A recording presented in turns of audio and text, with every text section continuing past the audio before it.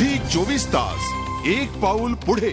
तर तब्बल 14 तासांपासून मुंबई गोवा महामार्गावर वाहतूक कोंडी झाली आहे। रायगड जिल्ह्यात वडखळ ते नागोठणे दरम्यान वाहतूक धीम्या गतीने सुरू आहे। तसंच माणगाव ते इंदापूर दरम्यानही वाहतूक कोंडी झाल्याने कोकणात जाणाऱ्या प्रवाशांचे प्रचंड हाल होत आहेत। सुट्ट्यांचा मोसम असल्यामुळे कोकणात जाण्यासाठी वाहनांची मोठी वर्दळ आहे। उन्हाची काहिली वाढत असताना वाहनांच्या लांबच लांब रांगा लागल्यामुळे प्रवासी मेटाकुटीला आलेत। वाहतूक पोलिसांनी केलेल्या नियोजनानंतर सकाळपासून वाहतूक धीम्या गतीने सुरू झाली आहे। 13 किलोमीटरचं अंतर कापण्यासाठी तब्बल 5 तास लागतात। मुंबई पुणे हायवेवरून खोपोली पाली या पर्यायी मार्गाचा वापर प्रवाशांना करता येईल।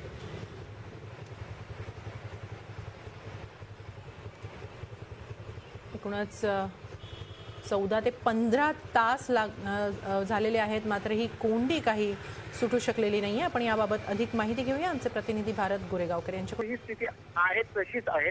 वाहतूक शाखेचे जे पोलीस कर्मचारी आहेत त्यांचं संख्याबळ अतिशय अपुरं पडतंय। त्यामुळे रायगड जिल्हा पोलीस आणि प्रशासन यांचे कर्मचारी जरी रस्त्यावरती असतील तरीही आज प्रवास करायचा झाला तर 1.5 ते 2 किलोमीटर अंतर कापण्यासाठी किमान 3 तास खर्च करावे लागतात। अशी परिस्थिती आताही कायम आहे। नक्कीच अजूनही तशी म्हटलं तर वाहतूक कोंडी फारशी शिथिल झालेली दिसून येत नाही। वाहतुकीसाठी वेळ लागतोच आहे। धन्यवाद भारत, आपण दिलेल्या या माहितीबद्दल। कोकणात जाणाऱ्या प्रवाशांचे एकूणच हाल होताना दिसत आहेत, कारण ही वाहतूक कोंडी अद्याप सुटलेली नाही। झी 24 तास एक पाऊल पुढे।